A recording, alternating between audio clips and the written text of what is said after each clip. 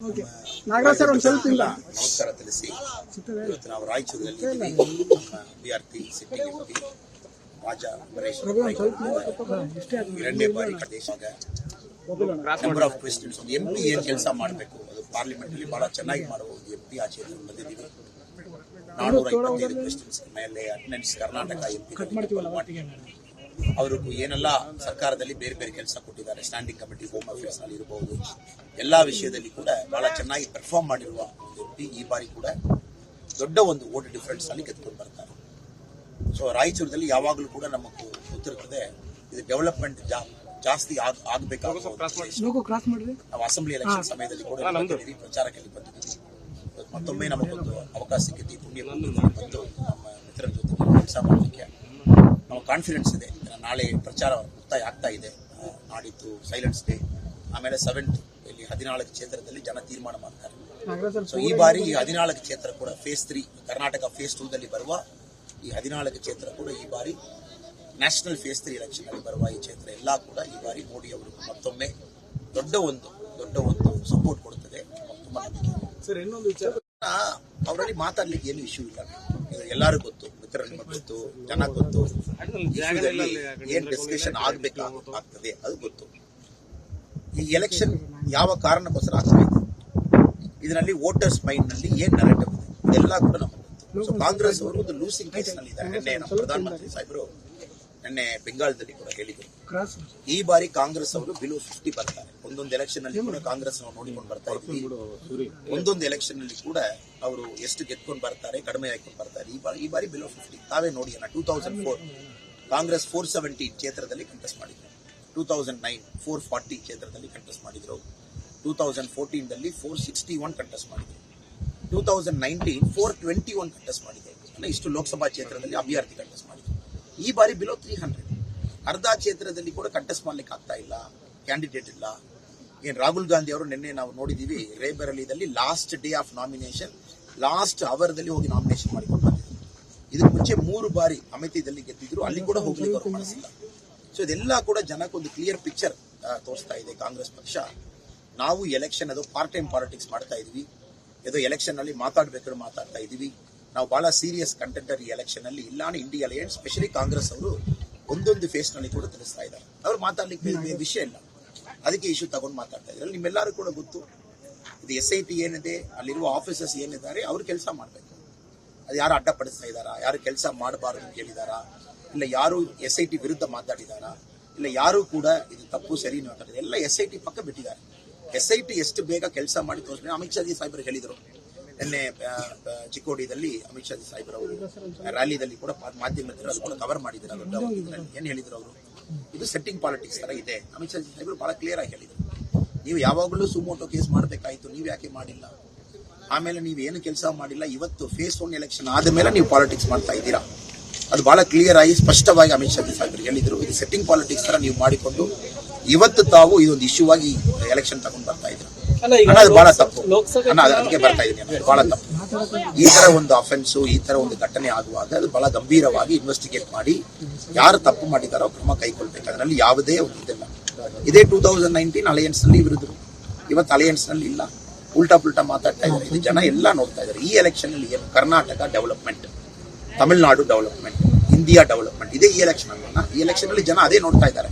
Prime minister ಯಾರು, ಇವರು ಎಷ್ಟೋ ಕಾಂಗ್ರೆಸ್ ಮಾತಾಡಲಿ, ಎಷ್ಟೋ ನ್ಯೂಸ್ ಪೇಪರ್ ನಲ್ಲಿ ಆಡ್ ಕೊಡ್ಲಿ, ಜನ ಗೆಲ್ಲುವುದು ಪ್ರೈಮ್ ಮಿನಿಸ್ಟರ್ ಯಾರು, ಯಾರಿಗೆ ನಾನು ಓಟ್ ಹಾಕ್ಬೇಕು, ನನ್ನ ಓಟ್ ಯಾರಿಗೆ ಹೋಗ್ತದೆ, ಆ ಮನುಷ್ಯ ಯಾರು, ಇದು ಗೊತ್ತಿಲ್ಲದೆ ಕಾಂಗ್ರೆಸ್ ಅವರು 2 ಫೇಸ್ ಮಾಡಿ ನಾಡಿದ್ದು 3ನೇ ಫೇಸು ಮಾಡ್ತಾ ಇದ್ದಾರೆ. ಇನ್ನು ಪ್ರೈಮ್ ಮಿನಿಸ್ಟರ್ ಕ್ಯಾಂಡಿಡೇಟ್ ಯಾರನ್ನು ಇಂಡಿಯಾ ಅಲಯನ್ಸ್ ಹೇಳಿದಾರ ಹೇಳಿ. ನಾವು ಸಾಮಾನ್ಯ ಮನಿತನಾಗಿ ನಮ್ಮ ಸ್ಟ್ಯಾಂಡ್, ಎಲ್ಲರೂ ಕೂಡ ಸಾಮಾನ್ಯ ಮನಿತರಾಗಿ ತಾವಿದ್ದೀವಿ, ನಾವಿದ್ದೀವಿ. ಸೊ ಈ ತರ ಘಟನೆ ಏನ್ ನಮ್ಮ ಪಬ್ಲಿಕ್ ಬಂದು ಈ ತರ ಬಂದಿತ್ತು, ನ್ಯೂಸ್ ಪೇಪರ್ ನಲ್ಲಿ ಚರ್ಚೆ ಮಾಡ್ತೀರಾ, FIR ಮಾಡಿದ್ರು, ಇದೆಲ್ಲ ಕೂಡ ಒಂದು ಪಾಲಿಟಿಕ್ಸ್ ನಲ್ಲಿ ಏನ್ ಆಗಬಾರದು ಆ ತರ ಒಂದು ಘಟನೆ, ಯಾರು ಕೂಡ ಅದು ಆಗಬಾರದು. ಅದಕ್ಕೆ ನಾವ್ ಹೇಳ್ತಾ ಇದ್ದೀವಿ, SIT ಇನ್ವೆಸ್ಟಿಗೇಟ್ ಮಾಡಲಿ. ನಾವೆಲ್ಲರೂ ಕೂಡ ಒಂದು ಪೊಲಿಟಿಷಿಯನ್ ಆಗಿ ಸಾಮಾನ್ಯ ಮನಿತರಾಗಿ ಇದ್ರ ಬಗ್ಗೆ ಮಾತು, ಅದಕ್ಕೊಂದು ಮಾತು, ಅವ್ರಿಗೆ ನ್ಯಾಯ ಸಿಗ್ತದ? ಆ ಹೆಣ್ಮಕ್ಳಿಗೂ ನ್ಯಾಯ ಸಿಗ್ಬೇಕನ್ನ ಇನ್ವೆಸ್ಟಿಗೇಷನ್ ತನಿಖೆ ಸಂಪೂರ್ಣವಾಗಿ ಆಗ್ಬೇಕು, ಬೇಗ ಆಗ್ಬೇಕು. ಅದು ಮಾತ್ರ ನ್ಯಾಯ ಕೊಡ್ತದೆ. ಮೀಡಿಯಾದಲ್ಲಿ ಒಂದೊಂದು ಪೊಲಿಟಿಕಲ್ ಲೀಡರ್ ಒಬ್ಬೊಬ್ಬರು ಮಾತಾಡಿ ಅದರಲ್ಲಿ ಯಾರು ನ್ಯಾಯ ಸಿಕ್ಕಲ್ಲ. ಅದಕ್ಕೆ ನಾವು ಹೇಳುವುದು, ನೀವು ಇನ್ವೆಸ್ಟಿಗೇಟ್ ಮಾಡಿ, ನಿಮ್ಮ ಕೈನಲ್ಲಿ ಎಷ್ಟು ಇದೆ, ಎಷ್ಟು ಕ್ವಿಕ್ ಆಗಿ ಮಾಡಬೇಕಾಗ್ತದೆ, ಒಂದು ರೆಕಾರ್ಡ್ ಸ್ಪೀಡ್ ನಲ್ಲಿ ಇನ್ವೆಸ್ಟಿಗೇಷನ್ ಮಾಡಿ ತೋರಿಸಿ. ಅದೇ ನಾವು ಪ್ರಕರಣದಿಂದ ಏನಾದರೂ ನಿಮ್ಮ ಎಲ್ಲ ಡ್ಯಾಮೇಜ್ ಏನನ್ನ ಇದೆ. ನೀವು JDS ಬೇರೆ ಪಕ್ಷ, ಬಿಜೆಪಿ ಬೇರೆ ಪಕ್ಷ, ಅಲಯನ್ಸ್ ನಲ್ಲಿ ನಾವು ಇದೀವಿ. ಇಬ್ಬರು ಒಂದೇ ಪಕ್ಷವಾಗಿದೆ, ಪಾರ್ಟಿ ಮೆರ್ಜ್ ಮಾಡಬಹುದಾಯ್ತಲ್ವಾ? ಬೇರೆ ಬೇರೆ ಪಕ್ಷ, ಪ್ರಿನ್ಸಿಪಲ್ಸ್ ಬೇರೆ ಬೇರೆ. ಬಟ್ ಈ ಎಲೆಕ್ಷನ್ ನಲ್ಲಿ NDAದಲ್ಲಿ ಎಲ್ಲ ಶಾಮೀಲಾಗಿದ್ದಾರೆ. ಕಾರಣ ನರೇಂದ್ರ ಮೋದಿ ಸಾಹೇಬರು ಬರಬೇಕು, 3ನೇ ಬಾರಿ ಬರಬೇಕು. ಅದು ದೇವೇಗೌಡರು ಸಾಹೇಬ್ರವರೇ ಖುದ್ದಾಗಿ, ಫಾರ್ಮರ್ ಪ್ರೈಮ್ ಮಿನಿಸ್ಟರ್, ಈ ಏಜ್ ನಲ್ಲಿ, ಈ ಬಿಸಿಲಲ್ಲಿ ಅವರು ಪ್ರಚಾರ ಮಾಡ್ತಾ ಇದ್ದಾರೆ. ಅವರು ಕೂಡ ಸಸ್ಪೆಂಡ್ ಮಾಡಿದಾರಲ್ವಾ? ಯಾರು ಸಪೋರ್ಟ್ ಮಾಡ್ತಾ ಇಲ್ಲ ಅಲ್ವಾ? ಇದರಲ್ಲಿ ಪ್ರಜ್ವಲ್ ರೇವಣ್ಣ ಅವರ ಇದು ಕೇಂದ್ರ ಸರ್ಕಾರಕ್ಕೆ ಇದಕ್ಕೆ ಏನನ್ನ ಸಂಬಂಧ? ನಿನ್ನೆ ನಮ್ಮ MEA spokes person, minister of external affairs, ಬಹಳ ಕ್ಲಿಯರ್ ಆಗಿ ಹೇಳಿದ್ರು, 543 ಪಾರ್ಲಿಮೆಂಟ್ MP ಡಿಪ್ಲೊಮ್ಯಾಟಿಕ್ ಪಾಸ್ಪೋರ್ಟ್ ಇದೆ. ಏನು DK ಶಿವಕುಮಾರ್ ಅವರ ತಂಬ DK ಸುರೇಶ್ ಅವರಿಗೂ ಡಿಪ್ಲೊಮ್ಯಾಟಿಕ್ ಪಾಸ್ಪೋರ್ಟ್ ಎಲಿಜಿಬಿಲಿಟಿ ಇದೆ. ಸೊ ಎಲ್ಲ MPs ಎಲಿಜಿಬಲ್. ಇವರು ಹೋಗಿದ್ದು ಪ್ರೈವೇಟ್ ವಿಸಿಟ್, ಇದು ಪಬ್ಲಿಕ್ ಗವರ್ಮೆಂಟ್ ವಿಸಿಟ್ ಅಲ್ಲ. ಮಿನಿಸ್ಟರ್ ಆಫ್ ಎಕ್ಸ್ಟರ್ನಲ್ ಅಫೇರ್ಸ್ ಒಂದು ವೀಸಾ ಕೊಟ್ಟಿಲ್ಲ, ವೀಸಾ ನೋಟ್ ಪ್ರಿಪೇರ್ ಮಾಡಿಲ್ಲ. ಇದು ಪ್ಯೂರ್ಲಿ ಪ್ರೈವೇಟ್ ವಿಸಿಟ್. ಇದರಲ್ಲಿ ಕೂಡ ಪಾಸ್ಪೋರ್ಟ್ ಆಕ್ಟ್ 1967 ಬಹಳ ಕ್ಲಿಯರ್ ಆಗಿದೆ. ಒಂದು ಪಾಸ್ಪೋರ್ಟ್ ಕ್ಯಾನ್ಸಲ್ ಮಾಡಬೇಕನ್ನ ಕೋರ್ಟ್ಗೆ ಮಾತ್ರ ಅಧಿಕಾರ ಇದೆ. ಇದರಲ್ಲಿ ತಾವು ನಾನು ಇಂಡಿವಿಜುವಲ್ ಆಗಿ ಒಂದು ಪೆನ್ಸಿಲ್ ಇಟ್ಕೊಂಡು ಕ್ಯಾನ್ಸಲ್ ಮಾಡಬಹುದಾ? ಇಲ್ಲ. ಇದೇ ಪ್ರಶ್ನೆ ನಾನು ಕಾಂಗ್ರೆಸ್ ಕೇಳ್ತೀನಿ. ಸರಿ, ನಿಮಗೆ ಗೊತ್ತು ಈ ತರ ಇಶ್ಯೂ ಆಗ್ತಾ ಇದೆ, ನೀವು ಇವತ್ತು ಹೇಳ್ತಾ ಇದ್ದೀರಾ. ಇವತ್ತು ಪರಮೇಶ್ವರ ಸಾಹೇಬರು ಹೇಳಿದ್ರು, ಇಲ್ಲಲ್ಲ ಲಾಸ್ಟ್ 3 ತಿಂಗಳು ನಮ್ಮ ಗಮನಕ್ಕೆ ಬಂತು, ಇದೆಲ್ಲ ಜನದ ಮಾತು. ನೀವು ಸುಮೋಟೋ ಯಾಕೆ ಕೇಸ್ ಮಾಡಿಲ್ಲ? ಇಲ್ಲಿ ಸರ್ಕಾರ ಕಾಂಗ್ರೆಸ್, ಪೊಲೀಸ್ ಅವ್ರ ಕೈನಲ್ಲಿದೆ. ಸುಮೋಟೋ ಒಂದು FIR ಮಾಡ್ಬೇಕಾಯ್ತಲ್ವಾ? ನೀವು ಅವರು ಪ್ರಜ್ವಲ್ ಅವ್ರ ಬಗ್ಗೆ ಹೇಳ್ತಾ ಇದ್ರು, ಅವರು ಹಾಸನ್ನಿಂದ ಬ್ಯಾಂಗ್ಳೂರ್ ಏರ್ಪೋರ್ಟ್ ವರೆಗೆ ಹೋಗಿ ಫ್ಲೈಟ್ ಹತ್ತಿದ್ರು. ಇನ್ ಬಿಟ್ವೀನ್ ಯಾಕೆ ಚೆಕ್ ಪೋಸ್ಟ್ ಹಾಕಿ ನೀವು ಅವ್ರು ಕ್ಯಾಚ್ ಮಾಡಿಲ್ಲ? ಯಾಕೆ ನೀವು ಸ್ಟಾಪ್ ಮಾಡಿಲ್ಲ? ಹಾಸನ್ ಪೊಲೀಸ್ ಯಾಕೆ ಮನೆಗೆ ಹೋಗಿಲ್ಲ?